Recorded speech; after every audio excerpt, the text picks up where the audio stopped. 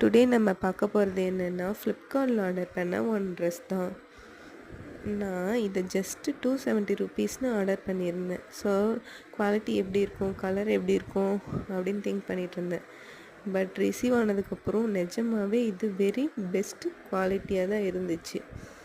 நீங்களும் பாருங்கள். நான் இது வந்து எஸ் சைஸில் ஆர்டர் போட்டிருந்தேன்.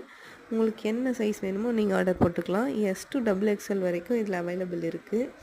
இப்போ நான் ஓப்பன் பண்ணிகிட்ருக்கேன். நீங்களும் பாருங்கள் இதனுடைய குவாலிட்டி எப்படி இருக்குன்ட்டு பாருங்கள்.